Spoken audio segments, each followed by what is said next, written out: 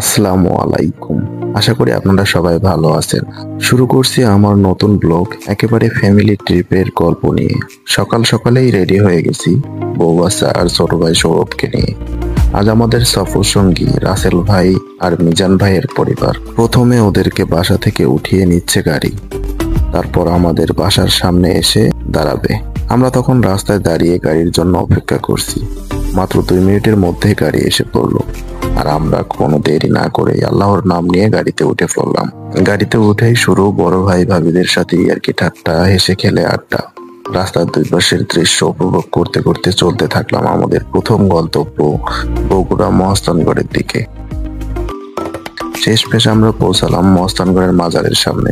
তখন দেখি অন্য একটা গাড়ি থেকে কিছু ছোট ছোট বাচ্চাও নামছে।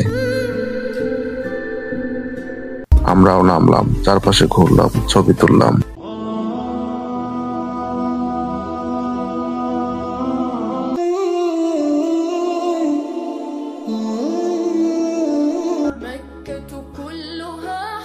আর বাচ্চাদের জন্য খেলনা কেনা হলো। আমার ছেলের জন্য কিনে নিলাম একটা চশমা, যদিও ওর মুখের তুলনায় বেশ বড় হয়ে গেছে, ছোট না পেয়ে বাধ্য হয়ে সেটাই নিলাম। শেষে বাড়ির জন্য কিনে নিলাম বগুড়ার বিখ্যাত কটকটি।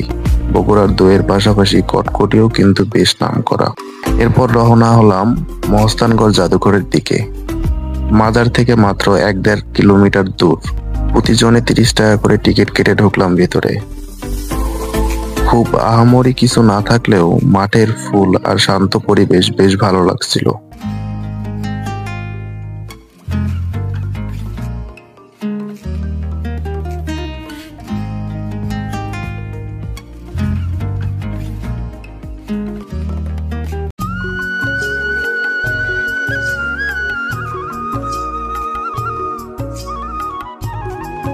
একে নিয়ে এর আগে কখনোই ওইভাবে বাইরে কোথাও ঘুরতে যাওয়া হয়নি। আলহামদুলিল্লাহ, আজকে ছেলে অনেক খুশি হয়েছে। তার হাসি ভরা চেহারা দেখেই সেটা স্পষ্ট বোঝা যাচ্ছে।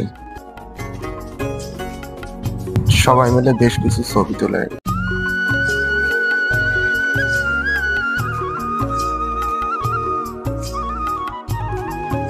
ঘর থেকে বেরিয়ে এবার ছুটলাম নাটোরের দিকে।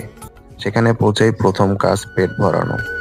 আর হ্যাঁ, ছেলের জন্মদিনের কেক কিনে নিলাম, কারণ আজকের দিনে ওটাই সবচেয়ে স্পেশাল। তারপর গেলাম নাটোরের গ্রিন ভ্যালি পার্কে। 2 সপ্তাহ আগেই আমি বন্ধু বান্ধবের সাথে এখানেই ঘুরে গিয়েছি। ঠিক তখনই প্ল্যান হয়েছিল ফ্যামিলি নিয়ে